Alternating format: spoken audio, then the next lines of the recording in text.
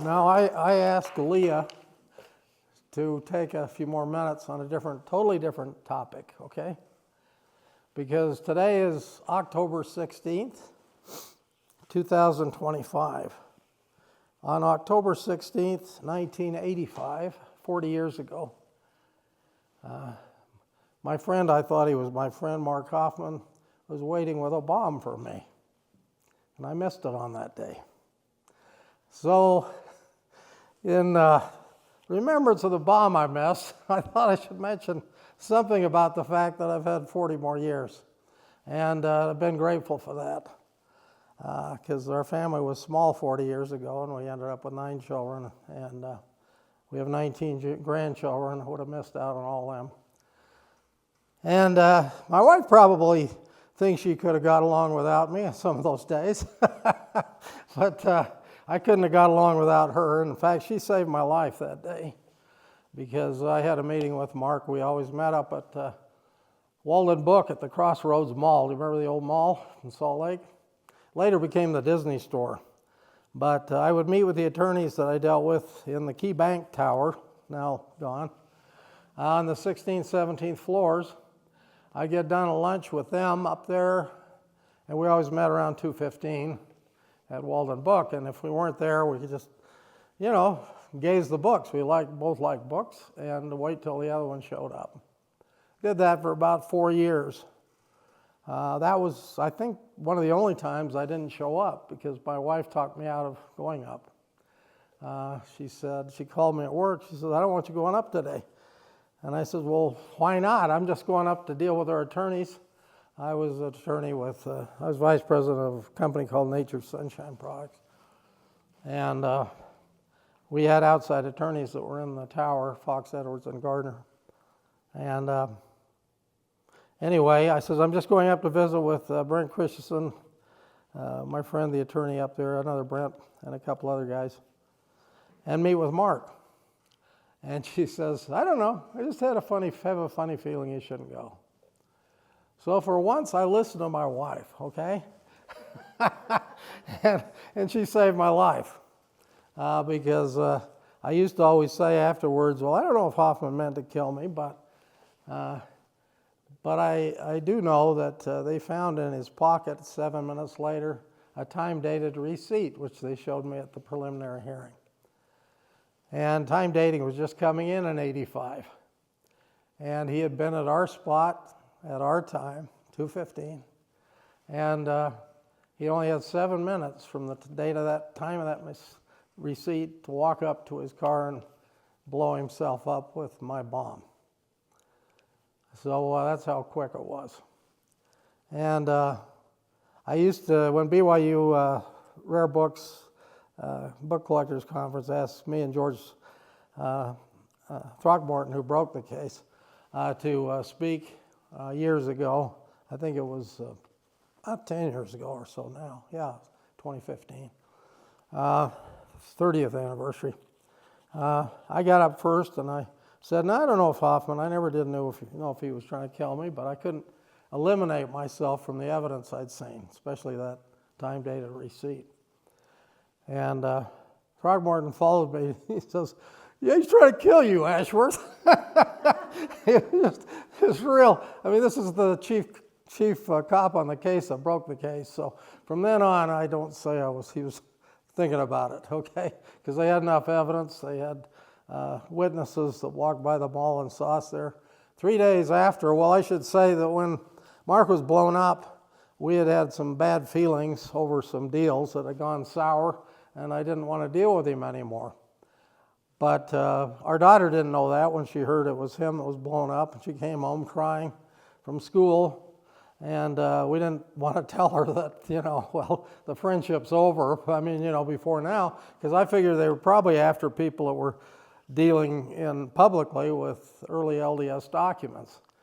And I got 4 calls after they announced Hofmann been blown up. 4 calls within a few minutes. 3 of them were from attorneys. One was from Rich Hill, a friend of mine, attorney from Provo. And every time I see Rich now, he says, "See, I saved your life. I called you and told you to get out of town." I said, Rich, I appreciate that, but your call didn't get me moving. I says, and then I got two other attorneys at Van Cott Bagley. I said Fox Edwards, and it's Van Cott Bagley. I'm sorry. We worked with Fox Edwards too, but this was at Van Cott Bagley. And two attorneys, my friend Brent Ashworth and Steve Woodland, who both called me and said, we heard the bomb go off because they were up in the top of the Key Bank building, and the explosion was just over where Deseret Gym used to be, where the conference center is now. And just across the street. Anyway, so we think you should get out of town. And that didn't get me moving. But then I got a call from Jay Todd, the editor of the Ensign, who I'd worked with on a few articles on LDS history back in the 80s. And he said, the brethren asked me to call you and tell you to get your family and get out of town. Well, that's the call that got me moving. Okay. And we got in our car and we drove down to St. George.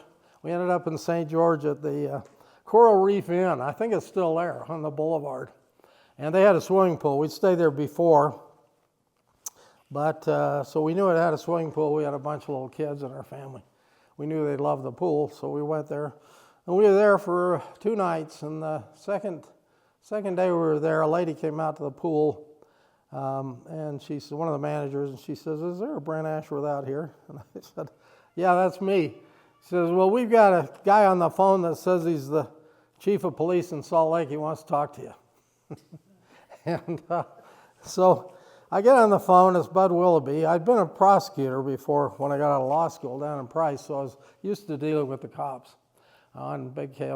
My first case was a triple murder case down there. So I was thrown in the sink real quick out after law school. But I didn't know Bud Willoughby, but I knew the police. And so he got on the phone and he said, well, we caught up with you. And I thought, well, that's pretty good, because I hadn't even told my dad where my mother had died years before. I never told my dad where we went. But I knew from my prosecutorial experience that they can track you. There's ways of doing it, and they tracked us to this motel.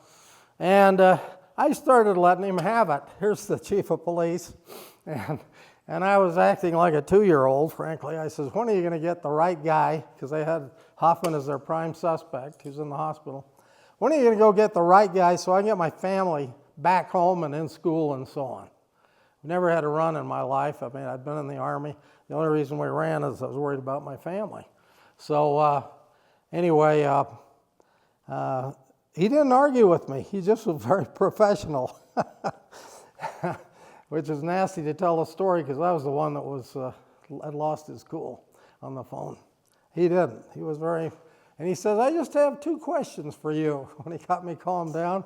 He says, the first is, why didn't you meet with Mark, on Wednesday at 2:15 like you'd done the previous 4 years? I was amazed after 2 days that he knew about that, but they had eyewitnesses that seen me and Mark in there in that store, I guess over a period of time.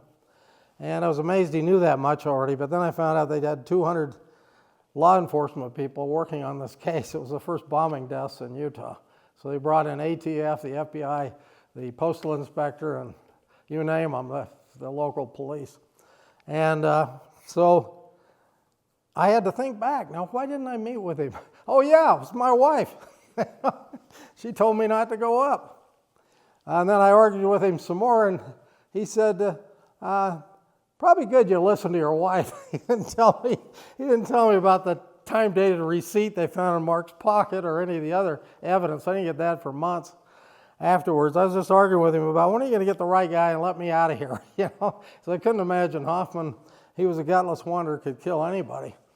And but then Kenny Farnsworth, one of the detectives, what I did was, I should say, the second reason he said we need you back here is because you spent more time with him than his wife did the last 4 years, and we need your help on this case. Well, I did not take that as a compliment.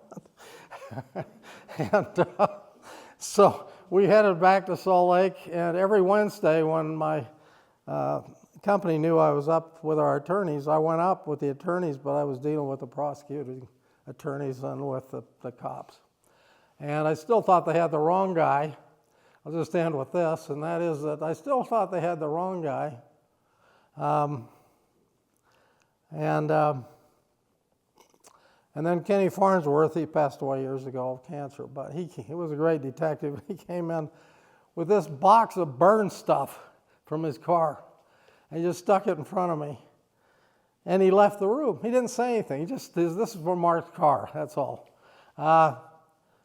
And I'm looking at this box, and all of a sudden I'm noticing some of the same book catalogs, autograph catalogs, collector catalogs that I get, only they still, even though they're burned, I can still see they had the covers on them. They still had the staples in them. They'd never been opened. And it took me 10 minutes to realize he's not what I thought he was. Because any dealer, any collector would open their catalogs. I marked mine up, terribly. And so when Kenny came back in, I says, "You're right, he's guilty of murder." He says, "What happened to you?" I says, "Well, I just learned that he wasn't what I thought he was." And that changed the whole thing. And I says, "I couldn't believe Mark would have guts enough to kill people." And he says, "Well, that's the least gutsy way to kill them is to leave a package." He couldn't face anybody. Just leave a bomb. And the final thing I'll mention is that a week after the Hofmann bombing, our in-laws asked us my wife's parents, they were from Phoenix, asked us to meet them in La Jolla to get you two kids out of the state. You've been under a lot of pressure and so on with this bombing and all that. And to come down to La Jolla, where her uncle lived, and spent a few days with us. Well, I was really against it. I was serving as a bishop for the second and last time, BYU at the time. I don't think the church would ever call me as dog catcher after that, but I am serving a mission now on the Joseph Smith papers, or Joseph Smith books, so I'm grateful for that. But anyway, I had a strong feeling we shouldn't leave the kids alone, and I canceled out. It's the only time I'd ever done that. I said, "Well, we're not going. I want to leave the kids here." And they came around again, and I caved, because I'm the only one keeping them from getting together. Very next day, in fact, the day before we left, I did something with my wife I've never done before or since. I had her write out, as I was dictating, medical release papers. Okay? So if anything happened to our kids while we're away, doctors had permission to work on them and so on. Never did that before, never did it since. But had strong feelings enough to make her do that. Very next day, which was a Sunday, we never permitted the kids on bikes on Sunday, but we're away and the mice are playing. And our 7-year-old was racing to the corner with his big brother's bike and got hit by 3 teenagers in a Corvette. And the drivers, they were 19-year-olds. They'd been up on the mountain, White Mountain, drinking and shooting all day on a Sunday. They should have been on missions, but they weren't ready for missions.